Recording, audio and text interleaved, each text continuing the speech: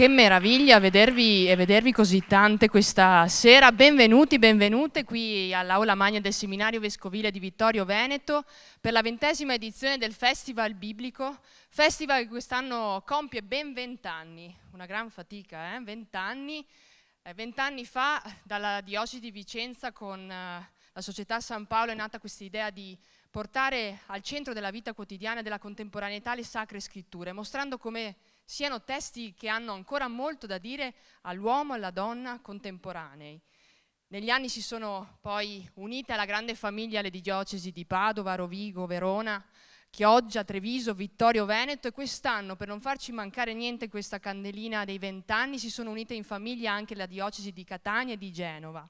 Un progetto culturale quindi veramente ampio, importante, con l'obiettivo appunto di creare eventi eterogenei fra loro, dai dialoghi alle meditazioni a tutta la parte artistica, teatrale, musicale, le passeggiate, gli incontri biblici, proprio per mettere a fuoco quello che è il testo sacro in relazione alla nostra vita quotidiana. E nel nostro compleanno dei 20 anni abbiamo scelto un tema forse che tocca a ciascuno di noi nella vita, nelle relazioni, che è il tema dell'agape. Siamo partiti dalla lettera di San Giovanni: carissimi, amiamoci gli uni e gli altri perché l'amore è da Dio.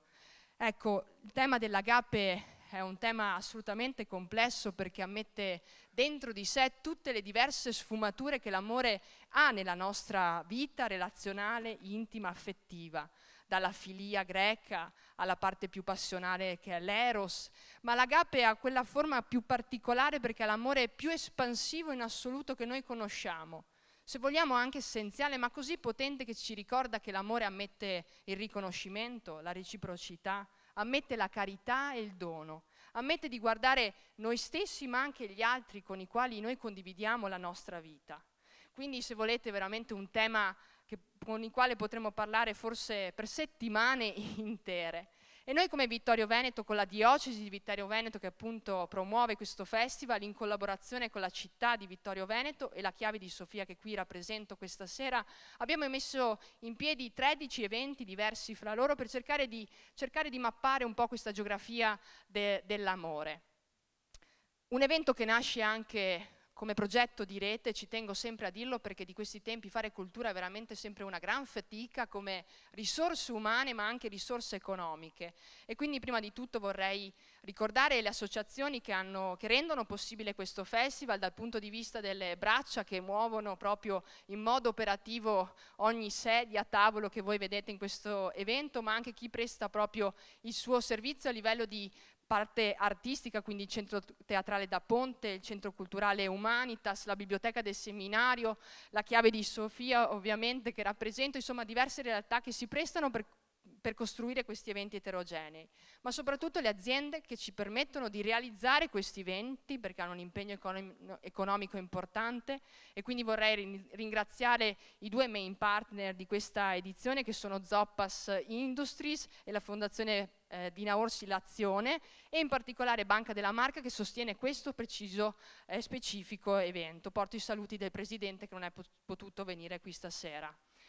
Io non mi dilungo troppo se non nel presentare chi ci porterà in viaggio questa sera lungo gli orizzonti dell'amore, Alberto Pellai, ma soprattutto anche mi permetto di salutare Alessandro Tonon, che è parte della Chiave di Sofia, redattore ma anche docente di storia e filosofia e counselor, che non a caso ha voluto invitare Alberto qui con noi questa sera.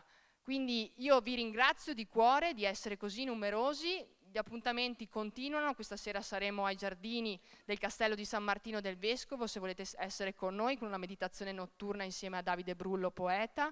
Domani mattina proseguiamo all'alba con un'altra meditazione accompagnata all'arpa insieme al filosofo Marco Vannini, e poi fino a domani sera insomma avete l'imbarazzo della scelta. Quindi, come dico sempre, un buon festival biblico, e spero che questa agape possa suscitare in voi quella scintilla che un po' i testi sacri ma anche la filosofia hanno suscitato nei nostri cuori.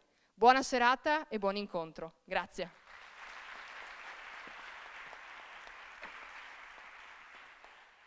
Bene, buonasera a tutti e a tutte, bentrovati. Ringrazio Alberto Pellai e, come gli dicevo dietro le quinte, una grande emozione, un grande onore anche per me averlo qui. Ho spinto molto perché fosse qui. È un medico, è uno psicoterapeuta, si occupa in particolare di educazione e di età evolutiva e insieme alla moglie Barbara Tamborini ha scritto un libro che definirei coraggioso sull'amore, no? Il libro si intitola Appartenersi. Allora partirei proprio dal tema dell'amore e dalla lettera di San Giovanni, no? Parlando di agape o agape che dir si voglia perché entrambi gli accenti sono corretti, quindi agape come amore donativo, come fratellanza, come convivialità, sulla base della quale ipotizzare e costruire un mondo, come aveva già ben individuato anche Agostino parlando dell'ordo amoris. Ecco, penso che per parlare d'amore sia necessario concretamente partire da un'analisi del tempo presente, no? Un tempo presente che è caratterizzato da una diffusa fragilità relazionale e da una mancanza di competenze nel creare relazioni stabili, quasi ci fosse la paura o il timore del legame stesso. Ecco, questo io lo colgo come insegnante quotidianamente a contatto con il mondo degli adolescenti, ma anche come professionista nella relazione d'aiuto, nella consulenza individuale e anche in quella di coppia. E questo mi fa pensare all'analisi sociologica di Bauman, che già qualche decennio fa aveva parlato della nostra società come caratterizzata dall'amore liquido, quindi un amore a scadenza, un amore senza progetto, sul quale si innesta oggi la cultura del poliamore, dell'amore libero da ogni vincolo. Allora, a partire da queste considerazioni vorrei proprio interpellare il nostro ospite, Alberto Pellai, chiedendogli perché oggi temiamo così tanto l'amore, addirittura da arrivare al punto di rinunciare a quello che è un valore, forse il più alto, come diceva Viktor Frankl, quello che più di tutti può inondare di senso la vita. D'accordo, intanto buon pomeriggio a tutti e a tutte, anch'io ringrazio per questo invito e poi ringrazio voi di essere presenti così numerosi. Devo dire, mi viene anche un po' di ansia, anche a me, dicevo non ne avevo, però è anche bello poter... mi viene anche ansia perché davvero lui le sa tutte, mi ha mandato una scaletta con delle domande, che ho detto lui sa le domande ma io non so se so le risposte, perché si vede che maneggia molto bene il tema proprio a un livello alto. Io magari poi scendo un po' basso il livello della domanda, ma la domanda è molto bella, cioè perché oggi parlare di legami stabili è molto più un rischio per chi per esempio fa il mio mestiere. Mi piace darvi 2 o 3 immagini che hanno accompagnato proprio la stesura di questo libro e poi la condivisione dei contenuti di un libro che nel sottotitolo dice l'amore stabile come risorsa per la vita. Ecco, questa cosa qua per esempio è proprio nel mio ambito di lavoro è stata molto criticata, cioè la domanda è stata ma come mai tu che fai lo psicoterapeuta dici al mondo che l'amore stabile è una risorsa per la vita e magari le persone appunto hanno altri orientamenti relazionali come la poliamorosità e di rimando per quale motivo si devono sentire giudicati o classificati come di serie B, visto che l'amore stabile viene raccontato come ciò verso cui dobbiamo tendere. Parto proprio da queste osservazioni che mi sono arrivate, dicendo che ognuno di noi oggi ha la libertà di scegliere qualsiasi orientamento relazionale voglia, nessuno ti dice non lo puoi fare o non lo devi fare, a maggior ragione questo però ci impone la riflessione su cosa davvero è l'amore dentro alle nostre vite, a che cosa ci serve, è un luogo di perdizione, è un luogo di dislocamento a se stessi, oppure è un luogo di evoluzione, è un luogo di trasformazione, è un luogo di miglioramento. Ognuno ha la sua storia, ognuno ha la sua autonarrazione, quindi ognuno scrive poi il significato dell'amore per sé. Certamente Bauman quando ci dice siamo in una società liquida ci dice che c'è una pressione culturale fortissima a perdere, direi la cornice di senso e di significato, no? E siamo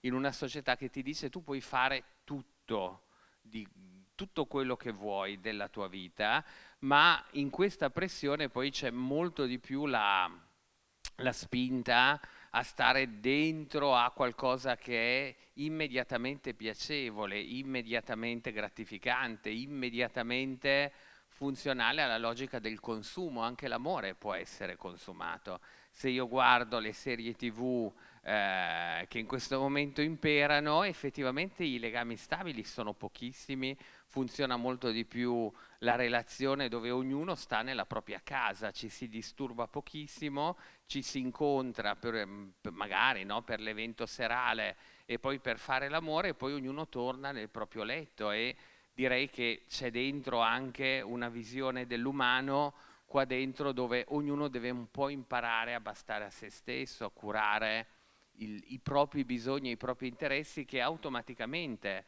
poi significa probabilmente avere bisogno di più oggetti e di più cose da consumare per sentirsi a posto. La città di Milano in questo momento ha, credo, tra il 60 e il 70% di nuclei di residenti che vivono in singolitudine, quindi è una città di persone sole, che chiaramente non vivono sole perché è una città affollatissima, ma che si incontrano e si scambiano e poi ritornano ciascuno nella propria residenza, che è la residenza che accoglie una persona sola. Allora, quando abbiamo un po' sfidato, ecco, direi la cultura liquida di una società che un po' ha tolto le cornici di senso, abbiamo scelto di scrivere un libro sull'amore stabile, e lo abbiamo anche fatto perché io e Barbara, che facciamo questo mestiere, in realtà siamo anche compagni di vita da 30 anni, ci siamo sposati 26 anni fa. Nell'anno del nostro 25esimo abbiamo deciso che avremmo scritto un saggio sull'amore che aveva dentro anche componenti autobiografiche, cioè dove in alcuni passaggi testimoniavamo le sfide che avevamo avuto nella nostra vita nel decidere di rimanere insieme per sempre, almeno fino ad oggi questa cosa sta accadendo. L'ispirazione grande però mi è arrivata per questo libro da una cosa che è successa al Festival di Venezia, quando Roberto Benigni ha ritirato il Leone d'Oro alla carriera e è salito sul palco e ha fatto, datelo a recuperare perché è proprio un discorso bellissimo, ha raccontato, avendo in mano quel leone, che cosa quel leone rappresentava per la sua vita, e fondamentalmente ha celebrato l'amore con sua moglie Nicoletta. Ha detto: questo leone entra dentro alla mia vita, che però è la nostra vita. Io posso dire che la mia vita ha due tempi, quello prima di lei e poi quello con lei. Lei era lì e lui ha davvero, no, scelto queste parole belle nei confronti, ha fatto una testimonianza proprio della bellezza dell'amore stabile. E il giorno dopo sulla mia pagina Facebook ho detto: ma che roba bella che hanno fatto loro due. Lui parlava, lei lo guardava, e ho detto: ci hanno dato proprio un senso di cos'è l'amore nella vita delle persone. Va molto al di là dei riconoscimenti, dei premi. Cioè la vera felicità, lo dice anche il professor Galimberti, secondo me, avere un testimone della tua vita mentre la stai vivendo, e dentro alla coppia siamo reciprocamente testimoni, no? Dell'uno dell'altro. E cosa te ne fai di un premio? Lo metti sul soprammobile se dentro non c'è il senso e il significato di un vivere insieme. E quindi ho detto, ci hanno proprio fatto vedere che l'amore è appartenenza. Non l'avessi mai detto, perché cosa è successo? È arrivata una shitstorm potentissima che mi hanno detto come appartenenza associata all'amore di coppia, confondendo, credo, proprio culturalmente il concetto di appartenenza col concetto di possesso. E la logica era: in un tempo in cui c'è l'amore tossico e le coppie sono coppie poi che magari finiscono dentro al tema della violenza di genere, nessuno appartiene a nessuno. Ecco, ho davvero sentito questo attacco come un manifesto della cultura liquida. Mi sono detto, ma intanto... tra l'altro poi l'aggiunta è stata il solito maschio che riceve un premio celebrando la donna damigella o ancella della sua vita che gli ha permesso di farlo, no? Tutto un tema di maschilismo. È chiaro che essendo maschio e uomo io sono in conflitto di interessi con questa lettura del caso, ma lasciatemi anche dire che se questa era la lettura ce lo doveva dire Nicoletta, la moglie, non ce lo dovevano dire gli altri che questa cosa era quella trama là, perché automaticamente noi abbiamo fatto diventare una compagna di vita una persona che sembra una damigella quando lei è un'attrice fatta, finita, piena di competenze, e il mistero e l'alchimia della loro vita di coppia la sanno loro, non la sappiamo noi. Se è qualcosa che non va bene lo dirà lei, non lo diremo noi. Detto questo però mi sono anche chiesto, ma com'è possibile? Noi abbiamo teorie scientifiche importantissime che a livello proprio direi globale in questo momento usiamo tantissimo in tutti gli approcci psicoterapeutici. Una è la teoria dell'attaccamento di Bowlby che ci spiega quanto è enormemente importante generare relazioni in cui sentirsi protetti al sicuro, e l'amore è questa cosa, è la quintessenza proprio del nostro stare bene nel mondo, e sentire che c'è qualcuno che ci trasforma in un noi e quell'essere noi ci fa sentire protetti al sicuro. E l'altra teoria di riferimento è quella dei bisogni di Maslow. Maslow ci dice che se noi vogliamo arrivare alla felicità dobbiamo nella nostra vita salire una piramide. Quella piramide è fatta di 5 gradini per assolvere, per arrivare al gradino successivo bisogna prima aver assolto il bisogno che sta al gradino più basso. Quindi è davvero un po' una scalata verso la felicità, e Maslow dice il primo gradino è che noi dobbiamo soddisfare i bisogni primari: mangiare, dormire, bere, caldo se fa freddo, fresco se fa caldo, cioè noi dobbiamo sopravvivere. Il secondo gradino è sentirci protetti al sicuro.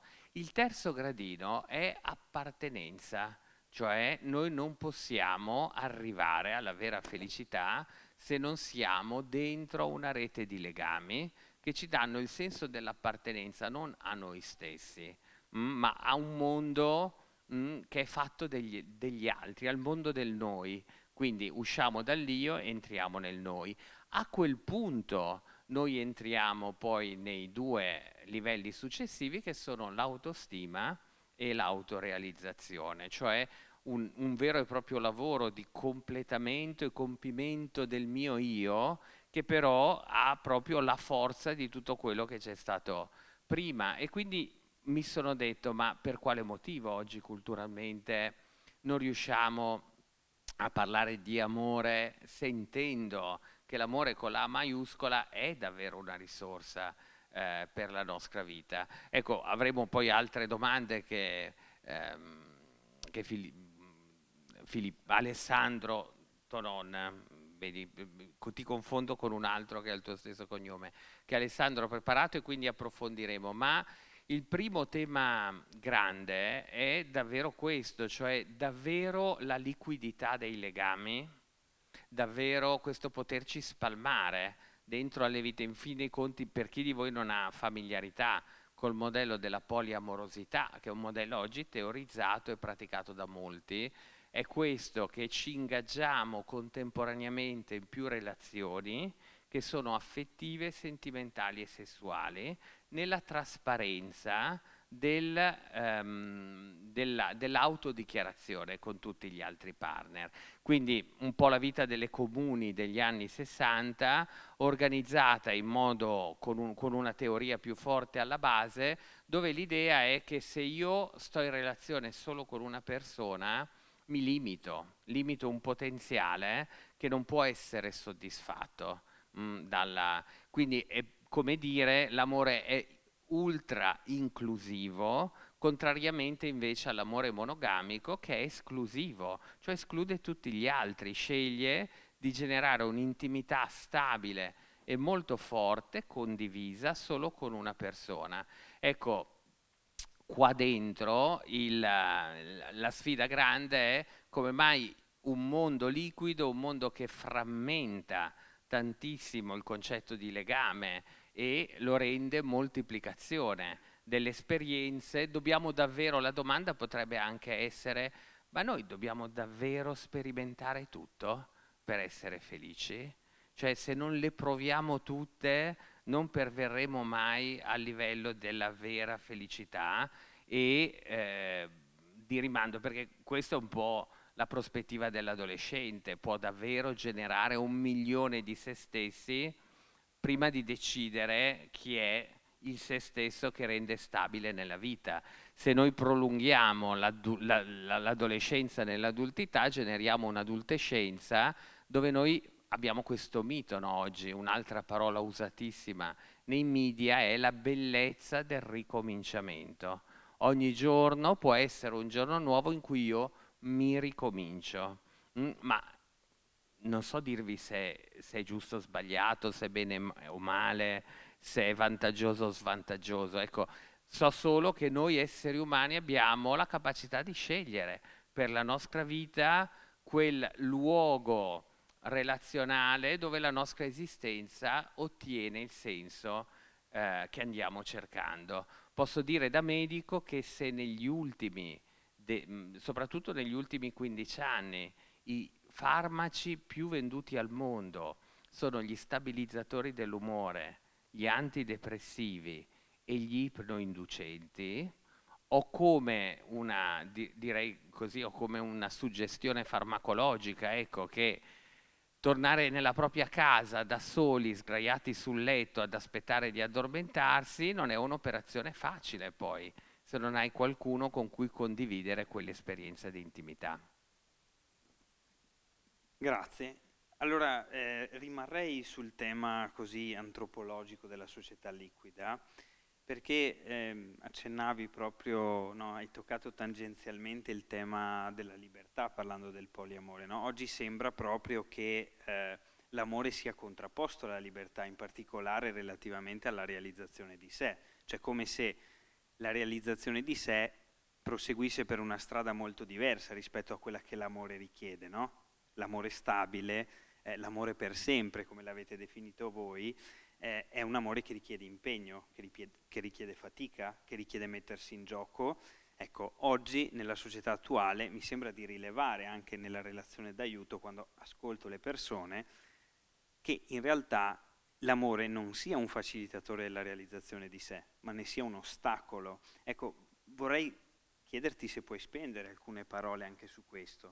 Ma sì, questo credo che ci riguardi tutti, cioè l'affermazione di me, il raggiungimento pieno del mio potenziale. È possibile nel momento in cui io sono poi inserito, integrato oppure incastrato dentro a relazioni che sono, se sono relazioni che diventano legami, sono richiedenti, sono limitanti, cioè improvvisamente scopro che il pieno raggiungimento del potenziale di me deve passare attraverso delle vie traverse che non sono faccio tutto quello che voglio, ma faccio tutto quello che posso nella mia condizione attuale. C'è anche qua, credo che questo abbia davvero anche la società liquida. Cosa di più liquido c'è delle nostre vite virtuali? Possiamo essere tutto, possiamo dire tutto, non arriverà mai il carabiniere o la polizia se insultiamo qualcuno, ci può arrivare una querela, ecco, ma noi possiamo davvero fare tutto. E una delle cose, gestendo una pagina Facebook dove provo a lavorare tanto sul valore della parola, è difficile che vediate la mia faccia lì, ma leggete testi molto lunghi e spesso le persone mi dicono: lei non ha capito come si sta al mondo, nel mondo social, perché non può scrivere un post di 10.000 battute e non glielo legge nessuno. Ma io continuo a scriverlo, no? E nello scrivere, nel selezionare le parole, so che ormai oggi ci sono delle parole che quando le scrivi producono la crociata proprio di controopinione, di opinione contraria. Una delle cose che ogni tanto, credo una volta ogni 2 mesi, una volta ogni 3 mesi, ho comunque continuato a scrivere, è che io non comprendo perché questo mondo oggi proprio aborrisce, non so come si dica, la parola sacrificio abbinata alla parola amore e alla parola legame.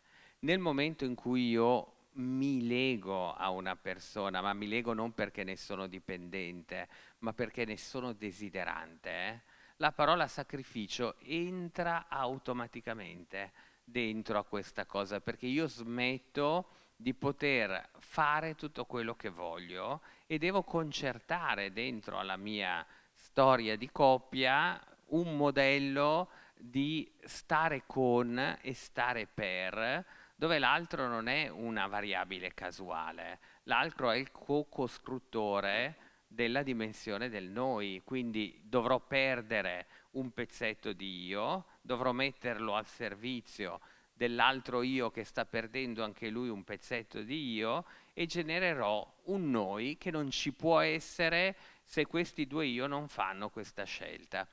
Ora, la parola sacrificio, siamo in un festival biblico, è fare sacro qualcosa e in una prospettiva anche puramente laica, secondo me ha dentro un'immagine bellissima che è poi quello che l'amore mette dentro le nostre vite, cioè fare sacro vuol dire che ti stacchi da terra, ti elevi, riesci ad arrivare a una dimensione del tuo esistere, del tuo vivere, che non puoi raggiungere nella sola solitudine di te con te stesso. Fare sacro è davvero un po' arrivare, no? Più vicini al cielo, perché sei generativo, puoi non fare figli, decidere di non farne, magari non arrivano, ma quella cosa lì che generi, l'amore, è proprio una cosa che va oltre te e va oltre l'altro. Oggi noi decliniamo la parola sacrificio come repressione o compressione.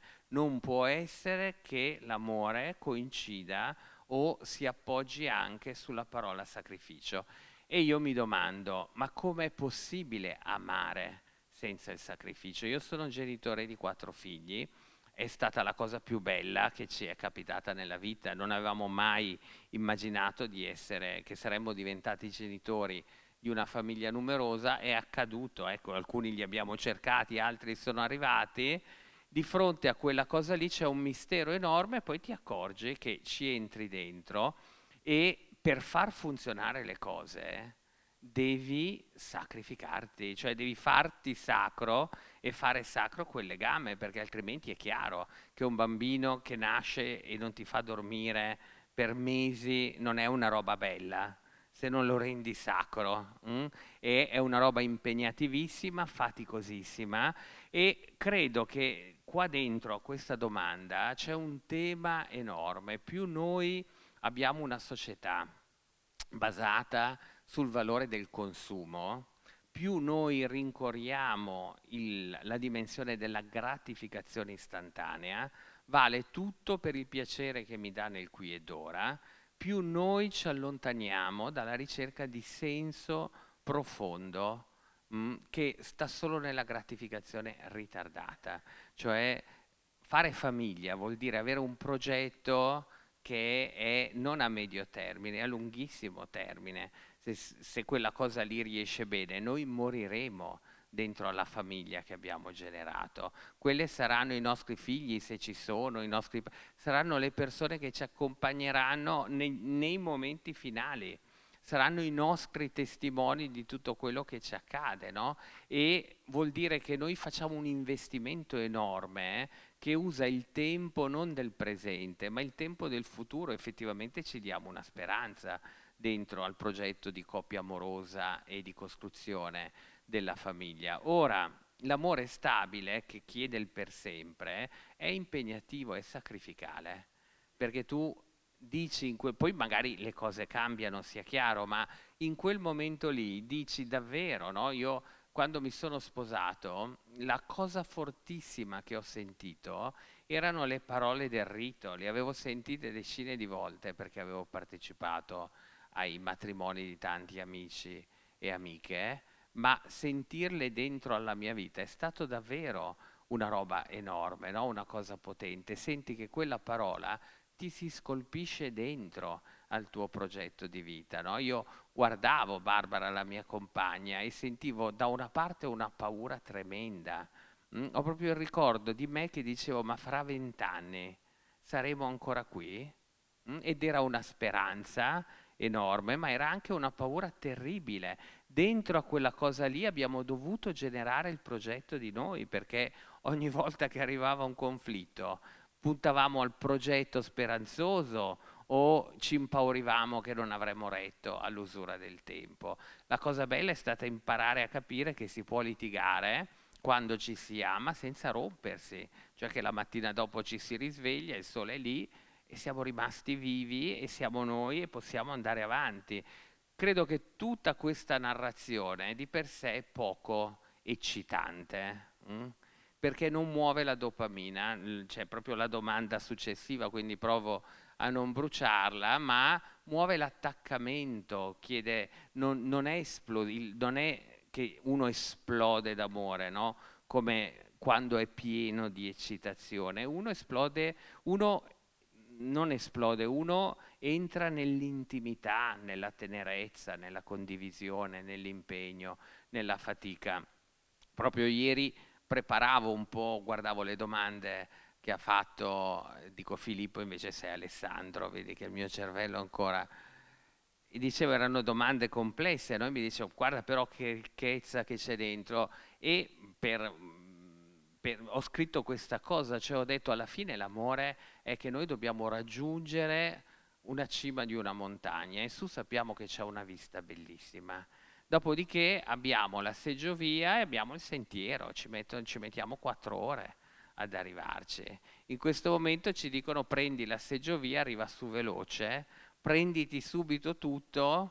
Il fatto è che però se arrivi su in cima e ti prendi subito tutto e non usi le 4 ore per camminare, poi in mezz'ora hai fatto tutto, le altre 3 ore e mezze cosa fai? L'altro ti potrebbe sembrare noioso, no? Fare il passo uno dopo l'altro, sentire proprio il senso di ogni passo, abituarsi a quella fatica, a quell'impegno, a quel sudare, a quel dolore a volte anche, no? nel salire faticoso, è decisamente meno veloce o eccitante della salita in seggiovia, però non sei mai solo se lo stai facendo con un altro e in ogni passo rinforzi davvero, no? Quel senso di condivisione per cui poi ci si può dare la spinta, ci si può rinforzare vicendevolmente e l'enorme differenza è che arrivare in cima è una conquista ed è una scoperta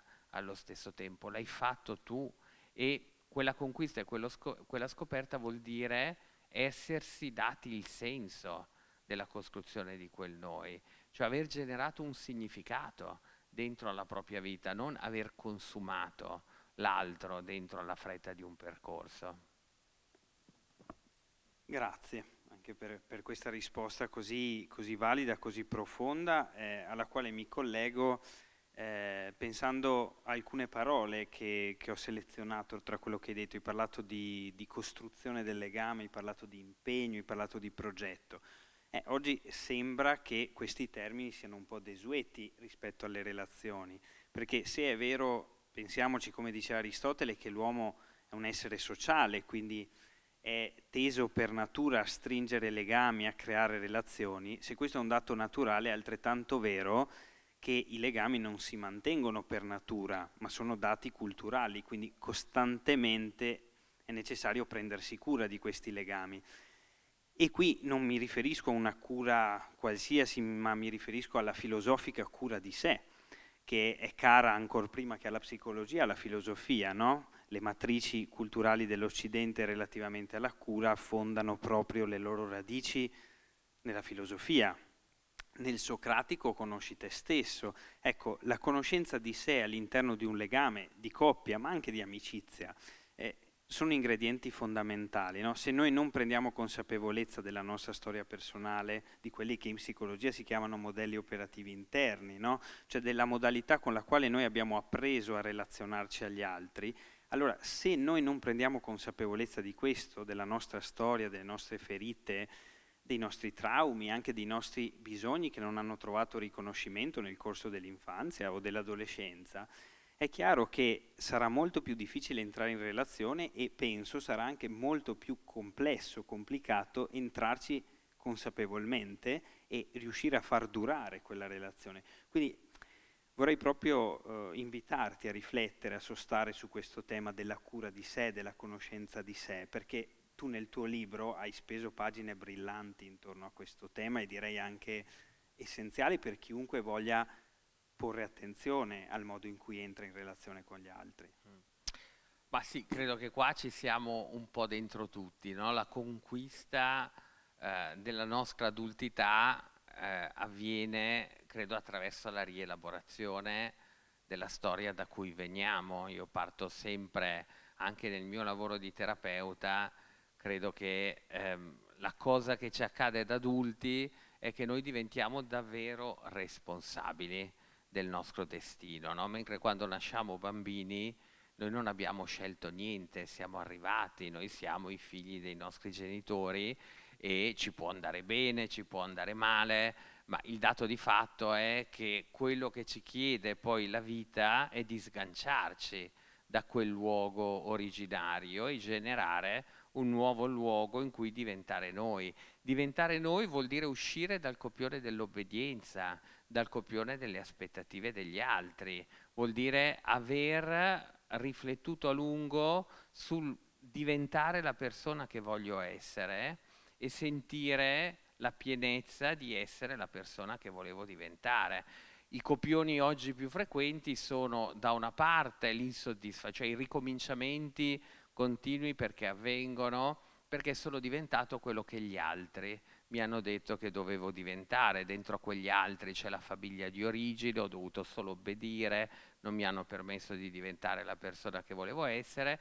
E l'altro tema grande è sono in una relazione tossica, tu mi fai diventare quello che tu vuoi che io sia e a quel punto io perdo il mio spazio di autodeterminazione e quindi non posso più starci dentro. È chiaro che se questi sono i temi vuol dire che noi siamo entrati in un'adultità che era immatura, cioè la maturità adulta è una maturità che non può rivendicare nella responsabilità degli altri quello che tu non riesci ad essere. Succede nelle relazioni tossiche in cui tu sei dipendente, che l'altro usa un potere che ti chiede solo l'obbedienza e quindi tu non puoi diventare la persona che sei.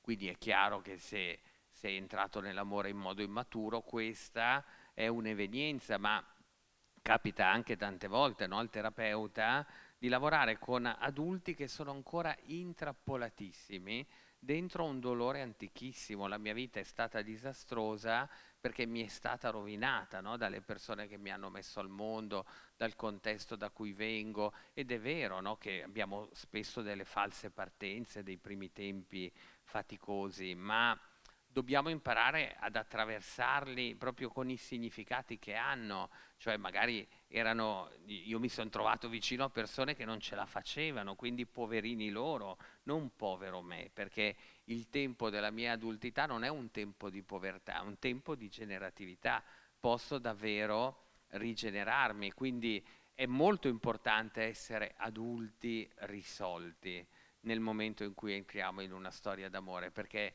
l'amore adulto chiede davvero la risolutezza del nostro stato esistenziale. Questo vuol dire che io entro con la completezza di me e nel momento in cui perdo pezzi di me nel generare il noi, non ho niente da rivendicare perché sono capace di costruire i significati di quello che ho deciso di far accadere dentro la mia vita. Se non ho fatto questo lavoro su di me, perdere i pezzi di me diventa un lavoro di rivendicazione. Guarda in che prigione mi sono messo, guarda l'amore che gabbia incredibile è. E devo dire che osservando i ragazzi oggi, poi magari qua se ce ne sono ci danno anche la loro versione dei fatti, questo diventa è, è- è sfidante vedere come in effetti loro sono meno appassionati dell'amore rispetto al passato, perché sono dentro ad amori così totali di noi genitori che li abbiamo messi al mondo, no? Un lavoro di scultura quotidiano e costante in cui li amiamo tantissimo e ogni giorno lavoriamo come degli scultori, no? Di cesello e scalpello per renderli le persone più felici del mondo. Credo che generazionalmente questa è l'enorme differenza tra essere genitori di 40 anni fa e essere genitori oggi. Noi genitori oggi, mi ci metto dentro anch'io, siamo stremati dal lavoro di crescere figli felici, e ci siamo quasi dimenticati che invece il nostro compito è crescere figli adulti, cioè portarli all'adultità. La loro felicità non è un tema nostro, è un tema loro. Penso a una mamma che chiede un appuntamento urgentissimo per la propria figlia sedicenne e arriva tutta trafelata, no? Si vede molto che è molto perturbata e dico cosa c'è? E lei mi dice guardi sono qua perché mia figlia soffre troppo. E cosa ci fa qua lei? Ci dovrebbe essere qua sua figlia, no? E dice no ma io la voglio capire come si fa ad aiutarla a soffrire meno. E vabbè dico cos'è che la fa soffrire così tanto sua figlia? È stata lasciata dal suo ragazzo e quindi è in preda a un dolore totale. Quindi io mi fermo e dico, ma signora, ma vuol dire che sua figlia ha proprio incontrato l'amore con la maiuscola e quindi adesso sta soffrendo, sta dando dignità alla storia d'amore che stava facendo le cose seriamente, perché dobbiamo non farla soffrire. E la mamma mi restituisce, perché io vedo che lei soffre troppo. E io non so qual è il gradiente di troppo, troppo poco, quindi provo a dirle, ma da quanto tempo si sono lasciati? E lei mi dice, erano 5 o 6 giorni. Dico, ma è questo, no, il momento in cui si deve soffrire troppo? Perché se fossero passati 6 mesi, ma lasciamola soffrire un po', perché vuol dire le pene d'amore in adolescenza sono proprio scrutturanti e formative. Ma io capivo che lei avrebbe tanto desiderato la ricetta con cui andare a casa, non so, un massaggio thailandese, qualcosa che avrebbe alleviato. A un certo punto però dico a questa signora, ma lei era fidanzata a 16 anni? Sì. Ha sposato il suo ragazzo di quando aveva 16 anni? No. È rimasta viva, signora, quindi se ce l'ha fatta lei, ce la dovrebbe fare anche sua figlia, perché sua figlia, così tanto amata da lei, che ha una mamma che cerca addirittura supporto dello psicologo per alleviare, perché sua figlia non dovrebbe farcela. Quando lei ha lasciato il suo ragazzo, nessun suo genitore era così preoccupato di aiutarla, tanto da andare dallo psicologo e lei è rimasta viva, ma ce la farà anche sua figlia a rimanere viva, no? E questa cosa è stata la cosa più convincente, cioè improvvisamente lei ha rimesso a fuoco che quella figlia lì poteva davvero farcela. Quindi a me verrebbe da dire, adesso ho perso, mi sono dilungato, ho perso il senso della domanda originale, non so, sono arrivato alla risposta, ok, mi fermo qua allora. Beh, allora, ascoltandoti parlare di giovani, di ragazzi, mi viene in mente che a seguito dei tragici eventi che hanno riguardato Giulia Cecchettin, e che purtroppo non sono gli unici, ma che sono rimbalzati sulle cronache quotidiane, mi sono ritrovato in classe, in una classe di sedicenni, proprio il giorno successivo al ritrovamento del cadavere, e ho trovato una classe piuttosto provata, sconvolta, direi, come è giusto che sia. E ho provato a instaurare con loro un dialogo anche su quelle che erano le emozioni che erano emerse, no? Ho pensato che non fosse il caso di fare lezione, ma che fosse il caso di ristrutturare la lezione a partire proprio da quegli eventi, no? per vedere anche che cosa emergeva dal loro pensiero. E tra le varie cose ho notato, soprattutto tra le ragazze, come è ovvio che sia, la paura di dare fiducia. E è emerso che per loro la fiducia è qualcosa di immediato, paradossalmente, no? Invece l'ingrediente della fiducia, come tu e Barbara avete scritto bene nel libro, è un ingrediente fondamentale dell'amore maturo, ma forse mi sembra di cogliere che manca la consapevolezza, l'idea che la fiducia è un qualcosa che si costruisce, che ci si conquista conoscendosi, che ci si conquista nel tempo. Invece oggi, soprattutto nella fascia giovanile, il tutto e subito si riflette anche nelle relazioni, e questo mi è venuto in mente proprio quando parlavi del fatto che i ragazzi sono sempre meno appassionati dell'amore con la A maiuscola, no? Allora forse è il caso di intervenire in questo senso, se sì, in che modo, se ti ritrovi in quello che ho detto, ovviamente. Assolutamente, anch'io ho lavorato, dopo che è morta Giulia, mi sono trovato per almeno 4 settimane, almeno una volta alla settimana, a incontrare qualche centinaio di di gruppi di adolescenti a scuola, e devo dire anch'io che non ho mai visto un disorientamento così grande come quello scaturito dalla storia di Giulia e Filippo. E la cosa che arrivava potente a me era questa enorme disamoramento nei confronti dell'amore.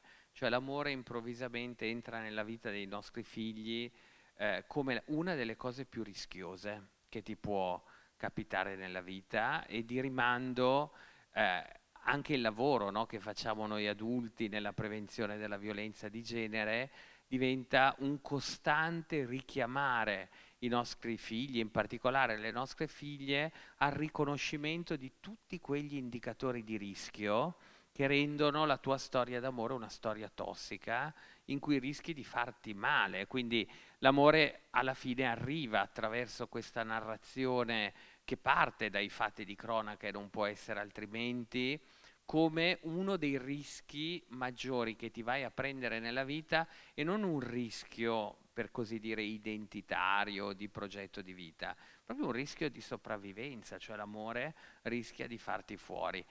Quello che accade è che quelli che poi si provano a imbattere dentro alle storie d'amore sono spaventatissimi da quello che gli accade dentro alle loro vicende di innamoramento. Cioè non è mai capitato, come negli ultimi 2 anni, che i ragazzi e le ragazze si lasciano spesso alle prime frustrazioni delle loro vicende amorose, perché quelle frustrazioni che sono quel passaggio, cioè tu non hai l'innamoramento è una botta chimica, no? Ma poi al di là della botta chimica è un lavoro dove costruisci giorno per giorno un noi che non è già lì pronto, va progettato, va testato, va litigato, va gestito nel conflitto, va riparato, va medicato, va nutrito. È un lavoro, insomma, Fossati, quando canta La costruzione di un amore, dice proprio, no?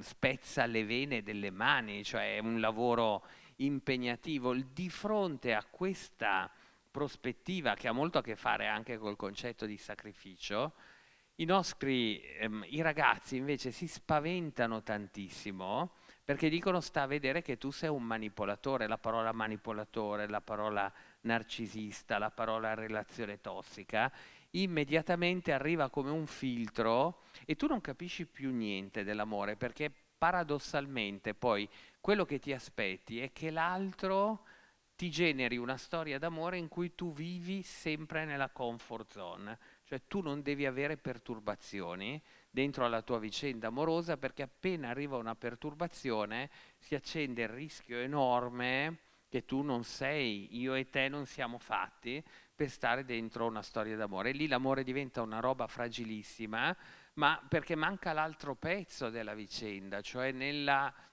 lavoro educativo che facciamo con chi diventa grande. Davvero l'amore va raccontato in tutta la sua complessità, cioè per essere bello non può essere solo confortevole, non può essere solo piacevole, deve essere davvero, no? Qualcosa di impegnativo. l'amore è la cosa più adultizzante che esista, tra l'altro, nella vita dei nostri figli. Cioè, fino a 20 o 30 anni fa, i litigi più grandi che avevamo con i nostri genitori erano legati al fatto che quando loro erano arrabbiati con noi, ci obbligavano a rimanere chiusi in camera e non ci davano il permesso di andare fuori nel mondo, dove c'era il nostro gruppo di amici e dove c'era il nostro potenziale innamorato e innamorata, cioè mi limiti l'espressione del mio desiderio relazionale e del mio desiderio d'amore. Guardate com'è cambiato il mondo in questo momento. Quando lavoro con i genitori, a volte il castigo peggiore che infliggono a un figlio è: ti tolgo il wifi e devi uscire almeno un'oretta, perché altrimenti io non te lo riattivo più, no? E ci accorgiamo che dentro a questa trasformazione, che è anche antropologica, c'è una trasformazione del concetto stesso di cosa desideri tu nel momento in cui diventi grande. L'altro dovrebbe continuare a essere un mistero da scoprire, ma dovrebbe essere anche quel campo magnetico che ti fa immaginare che la cosa più bella che puoi fare nella vita è scappare dalla stanzetta, è uscire da questo amore amoroso ultra potente che i tuoi genitori ti mettono a disposizione. Sempre per parlare di shitstorm, proprio di tempeste oppositive sui social, aver detto ai genitori: non baciate sulla bocca i bambini. Non dite ai bambini ti amo, dite ti voglio bene, perché si bacia sulla bocca e si ama l'innamorato. I figli non sono i nostri amori, non sono i nostri innamorati. Poi è tutto relativo e sia chiaro che in alcune culture non c'è neanche il ti voglio bene, c'è solo l'I love you e tutto il resto, ma il concetto di un adulto che sa tenere i confini, sa proporre le direzioni, sa stare al suo posto, sa tollerare che un figlio soffra dentro alla storia d'amore. Cioè, se oggi cosa facciamo noi adulti? Chiamiamo i genitori dell'altro che ha litigato, che ha lasciato il nostro figlio, per vedere, indagare, sistemare.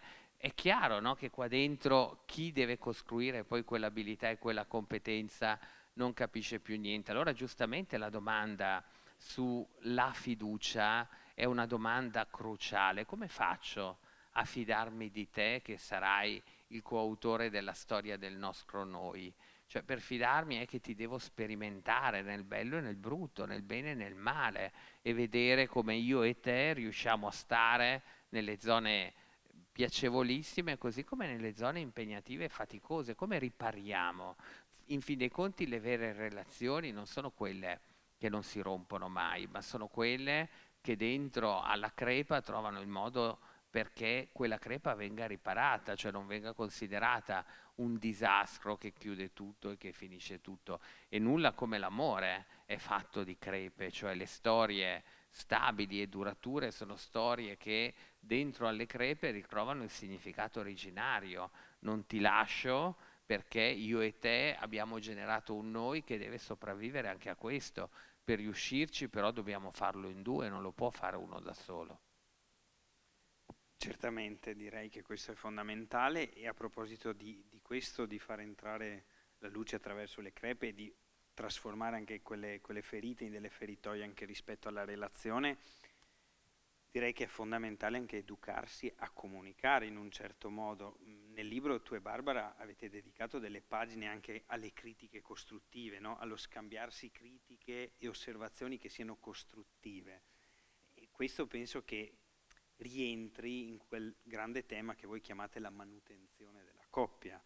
Ecco, spendi qualche parola gentilmente anche su allora, questo. Intanto il concetto di manutenzione. Ci sono a volte delle situazioni in cui vediamo che viene più mantenuta l'automobile che la qualità della vita di coppia. Cioè all'automobile si dedicano lucidature, lavaggi, controlli, cambi dei pezzi, eccetera, e la coppia invece, che è lì tutti i giorni, è molto meno mantenuta.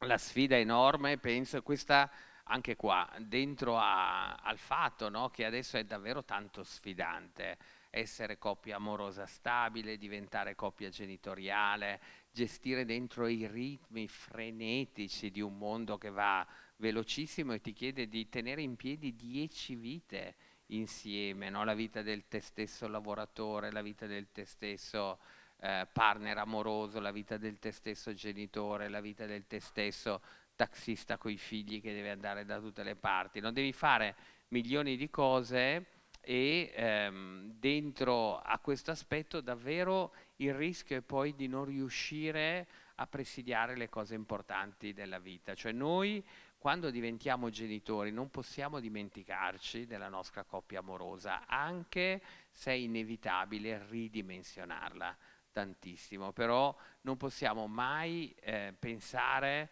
che la coppia genitoriale proprio si mangia viva e cannibalizza la coppia amorosa. Nel lavoro del terapeuta si vede tante volte come alcuni accenni di crisi, no? Che si arrivano nella stanza delle parole perché vogliono essere riparati, quindi le persone in realtà si domandano cosa ci sta succedendo e perché ci sta succedendo. Ecco, quello che accade spesso è che la coppia si era dimenticata che è anche coppia amorosa, oltre che coppia genitoriale, quindi avere un piano di manutenzione della coppia è davvero tanto importante. La sfida enorme oggi penso che sia legata al fatto che per poter sopravvivere anche nella propria dimensione amorosa si deve essere dentro a una comunità, cioè devi essere supportato e aiutato nelle funzioni genitoriali, se vuoi tenerti, no, uno spazio che è lo spazio della coppia adulta, ci deve essere qualcuno che ti aiuta. Se vuoi uscire quella sera col tuo compagno di vita o con la tua compagna di vita, è necessario che ci sia qualcuno di cui ti fidi, che ti dice guarda, sento quanto bisogno hai di nutrire il tuo amore di coppia, no? E quindi ci penso io al tuo bambino. Dobbiamo gemellarci tra famiglie perché si è molto sgretolata. Voi siete in una regione che tiene ancora tantissimo sulla dimensione della famiglia allargata, ma provate proprio a immaginare quando la cosa non va in questo modo, cioè due neogenitori strapiantati da tutto dentro un monolocale con un bambino piccolo che dovrebbero anche avere cura della loro vita amorosa e intanto ci si alza al mattino alle 6, si va a letto tardissimo, si deve assolvere a tutto in un luogo che è un luogo in cui magari non conosci nessuno. Ecco, le sfide, credo, della manutenzione di quelli che sono bisogni profondi, del nutrire il nostro amore di coppia è faticoso, ecco, in un mondo che accelera su tutti i fronti e mi viene da dire che poi comunicarselo, avere la trasparenza anche del proprio sentire emotivo, vedere che l'altro è il contenitore relazionale in cui io posso mettere dentro anche la mia fatica e il mio disagio in questo senso, senza che l'altro si rompa, no? Dalla paura che mi stai comunicando qualcosa di faticoso. Litigare, confliggere nella coppia significa che ci possiamo dire tutto senza sollevare lo spettro che se tu mi dici quelle robe lì, allora io e te non stiamo più insieme. Uno stile frequente nella coppia che poi si fragilizza è che i conflitti terminano con la frase beh, ma allora non stiamo più insieme, ma allora ti lascio. È proprio una roba da non dire mai perché non va neanche pensata. Non è che se io e te stiamo attraversando una fatica, chiaramente sto parlando di fatiche normali e non di abusi, violenze e tutto il resto. Se io e te stiamo attraversando una fatica, allora se non riusciamo ad attraversarla, io e te ci lasciamo, perché non è quella la prospettiva. Cioè dentro a questa fatica cosa ci serve per diventare più forti? Io non ho ricette, cioè io ho l'esperienza delle coppie che parlano, delle loro crisi e spesso proprio crisi molto basiche, sembrano catastrofi e la domanda è ma dove l'hai imparato che una crepa così fa venire giù tutta la casa? Cioè chi te l'ha insegnato? Cioè non senti che è proprio il momento invece di dire so ripararla, cioè è mia responsabilità tenere in piedi questa cosa. Devo dire che poi non si può dire che i bambini guardano, no, le loro famiglie disfarsi e per loro è un dolore grande. Io, altra tempesta terribile, è stato lo spot Esselunga della mela, perché io ho provato a osare dire ma perché ci siamo arrabbiati così tanto con quella narrazione? Era una narrazione che fa vedere che nessun bambino è contento di due genitori che si sono separati. Hanno tutto il diritto di separarsi, sia chiaro, quei due genitori, ma ci dobbiamo prendere la responsabilità del dolore di quel bambino.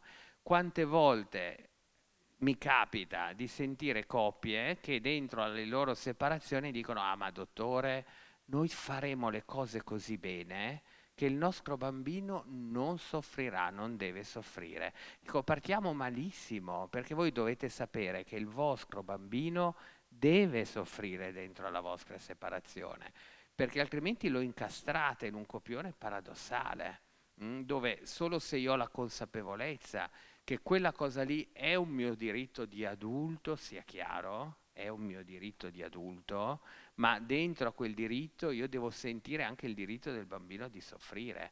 Non può essere che il bambino si adegua a un copione dove gli adulti si ritrovano incompiuti, ma quegli due adulti incompiuti in realtà per il bambino sono tutto il mondo della protezione e della sicurezza su cui lui ha generato, no, le certezze di sé dal primo giorno di vita. Quindi credo che questi aspetti fossero più presenti dentro alle vite delle persone fino a 20 o 30 anni fa. Non è una questione di morale, è proprio una questione di responsabilità del proprio vivere, cioè ci fosse più capacità di non trasformare la crepa in una catastrofe, perché sentivamo forte la responsabilità di un'adultità che non nutre solo il proprio bisogno, ma genera un sistema dove tutti i bisogni devono essere contemplati.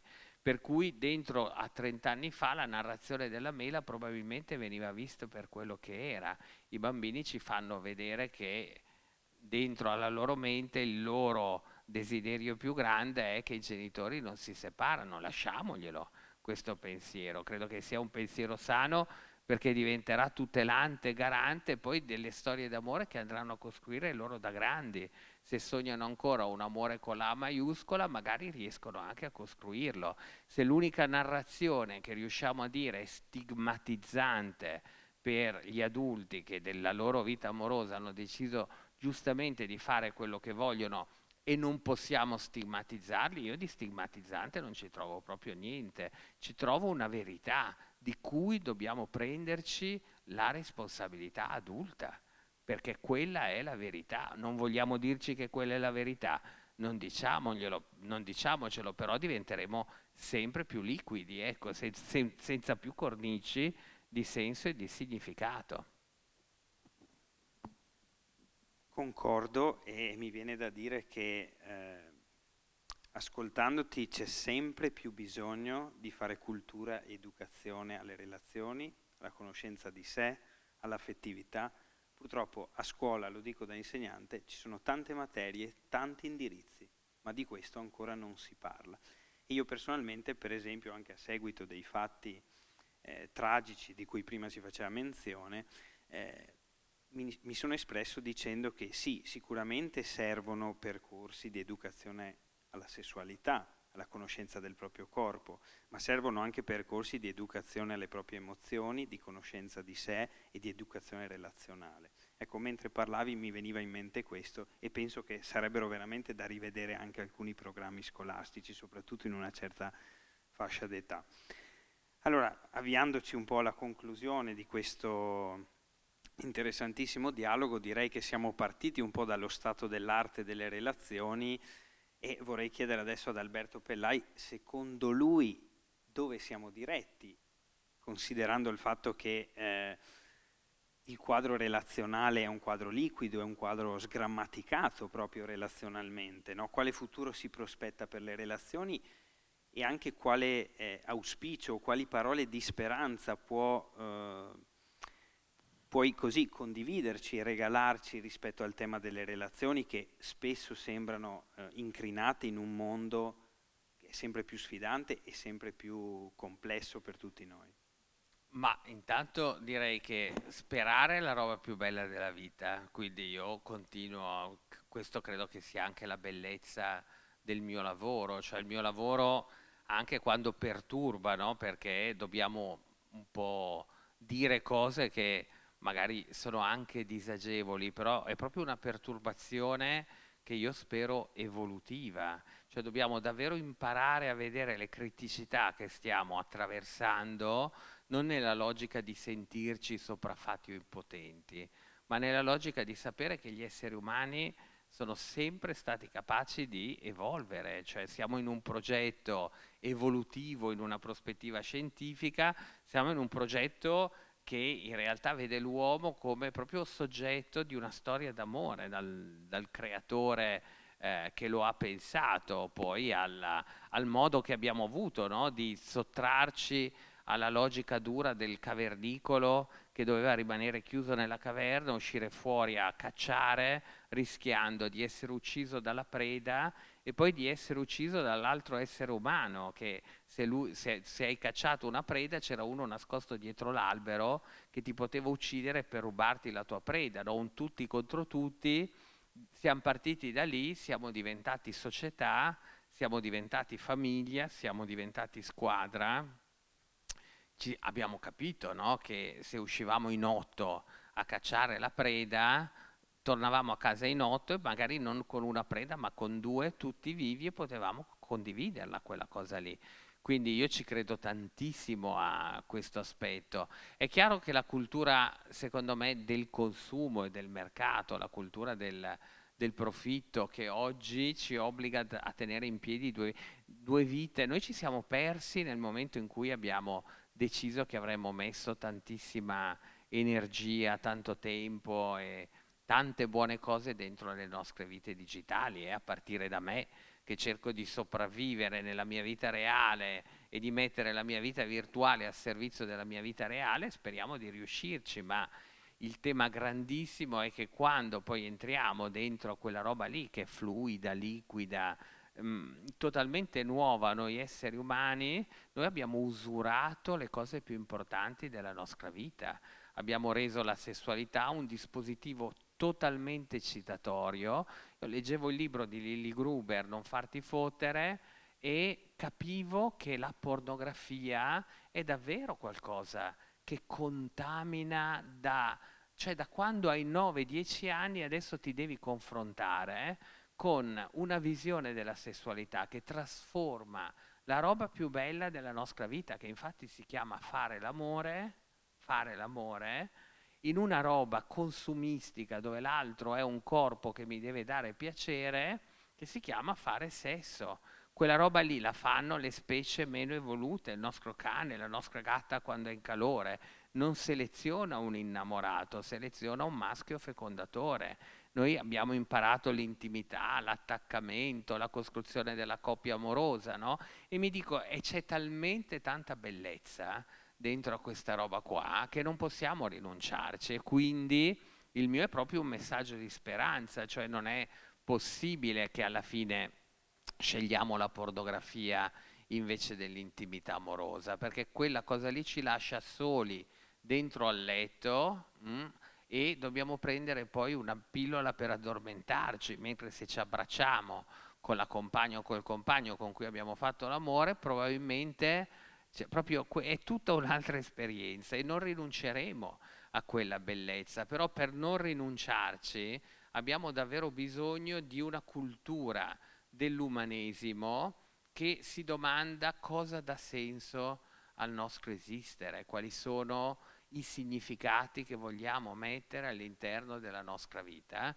E non lo so, riflettevo proprio col Don Paolo mentre venivo qua e dicevo, ma le parrocchie devono davvero cominciare a fare questa cosa, cioè quando preparano i sacramenti i bambini e le bambine, la cosa che devono dire i genitori è vietato regalare gli smartphone in occasione della prima comunione della Cresima, proprio l'11° comandamento, perché non riesco a capire perché quello che dovrebbe essere un percorso davvero di crescita, no? Diciamo così, di evoluzione, cioè mettere la spiritualità nella vita delle persone è una roba preziosissima, non lo posso fare col mio cane, lo posso fare con i miei bambini perché la spiritualità è una risorsa incredibile per poi scoprire la bellezza della vita che hai a disposizione.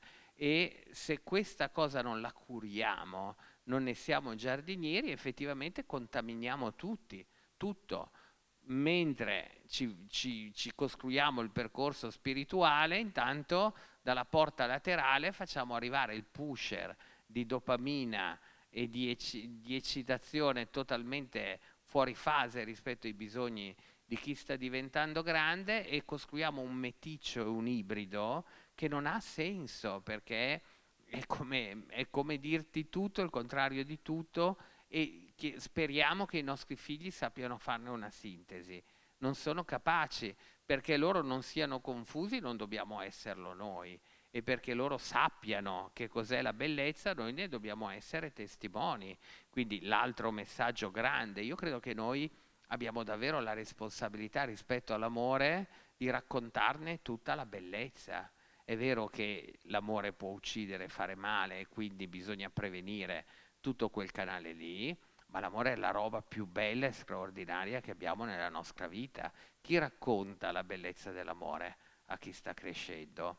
Dov'è la narrazione proprio dell'amore che ti permette di abitare la vita proprio prendendone il meglio? Questa è stata anche una sfida narrativa. Quando Mondadori ci ha chiesto, poi abbiamo concordato di scrivere Appartenersi, Mondadori per bambini ci ha detto ma va raccontato l'amore anche ai bambini, nessuno glielo racconta e quindi abbiamo inventato questa storia, no? Di un bambino che vede i suoi genitori che si separano e dice ma cos'è l'amore?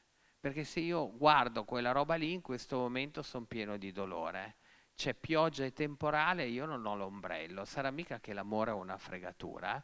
E vuole fare questa domanda a qualcuno che gli dia una risposta certa. Allora, in questo albo illustrato c'è questo bambino che si muove nel suo territorio e trova due anziani che si stanno tenendo per mano. E lui intuisce che forse lì dentro c'è una risposta. E allora va da loro, no? E gli dice: io non so che cos'è l'amore, in casa mia in questo momento è una zona di tempesta, ma voi lo sapete. E allora loro raccontano la loro storia d'amore usando le 4 stagioni. Il nostro amore è stato primavera, fioritura, poi è stato estate, succo, ricchezza, cielo azzurro, mare, potenza delle onde, poi è stato autunno, colori e foglie che cadono. Poi è stato inverno, neve, freddo fuori, ma noi avevamo un camino e potevamo rimanere lì seduti tenendoci per mano. E quindi questo bambino alla fine capisce che non è che esiste un amore, esistono gli amori, quelli di cui noi decidiamo di diventare protagonisti e non è detto, no, che il nostro amore non avrà scritto il fuori chiuso o non è detto che il nostro amore non sia quella seduta lì invernale dove respiriamo, no? La bellezza del cammino mentre fuori fa freddo e scende la neve, ognuno poi diventa autore della propria storia, però è fondamentale dirlo a chi sta crescendo, oltre a dotarli di tutte le competenze del corpo che impara ad amare, è proprio importante dotarli di tutte le competenze della mente e del cuore che imparano ad amare. Grazie.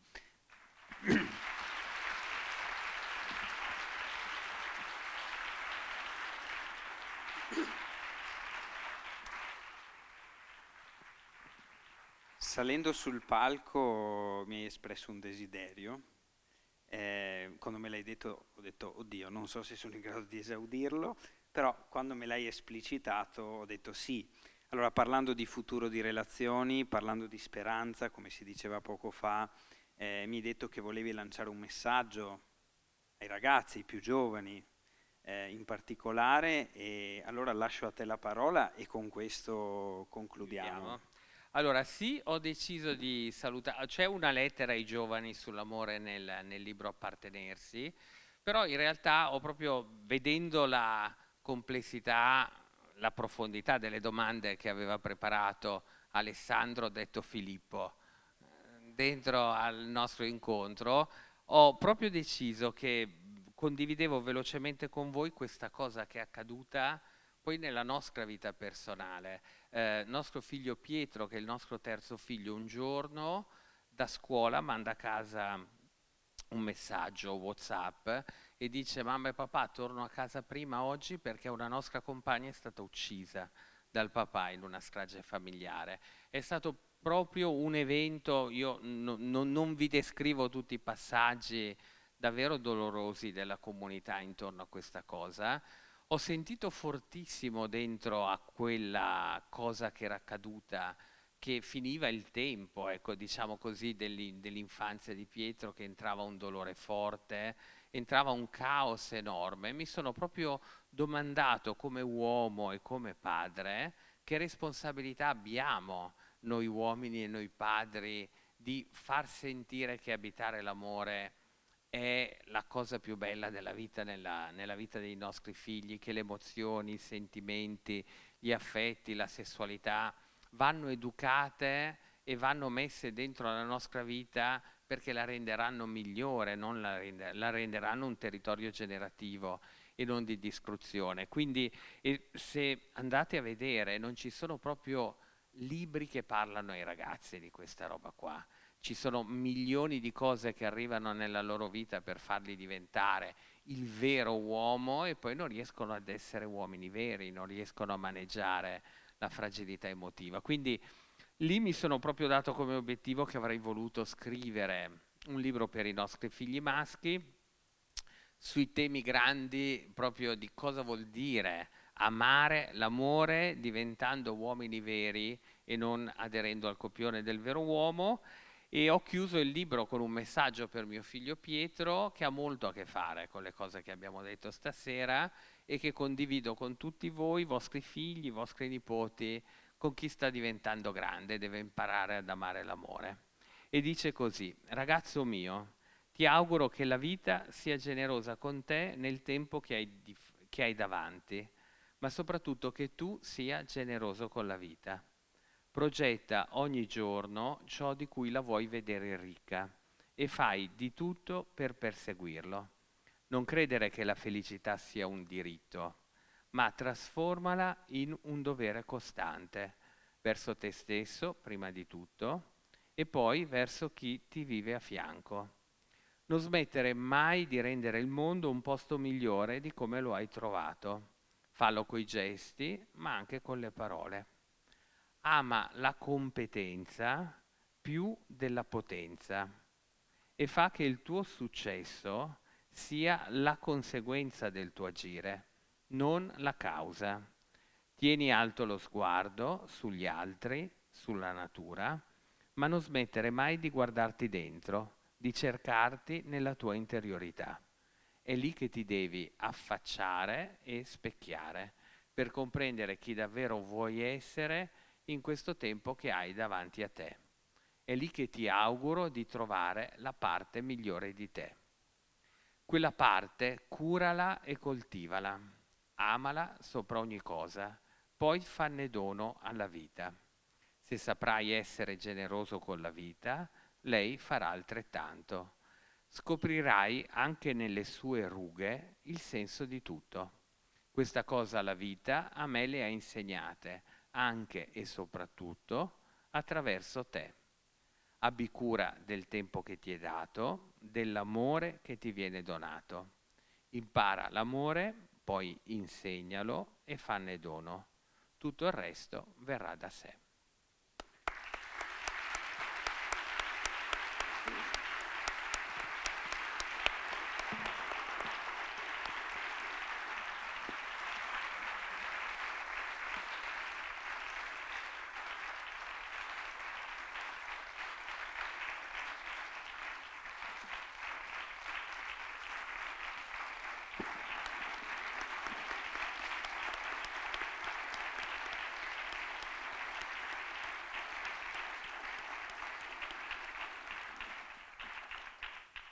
Penso che questo applauso sigilli il deposito culturale di sapienza anche che Alberto Pellai ha condiviso con noi questa sera. Lo ringrazio voi che avete partecipato e siete intervenuti tutti così numerosi. Alberto Pellai adesso è disponibile per la firma copie qui sul palco, così mi hanno detto all'inizio. Vi ringrazio anche da parte mia e auguro a tutti un buon proseguimento di serate e di festival.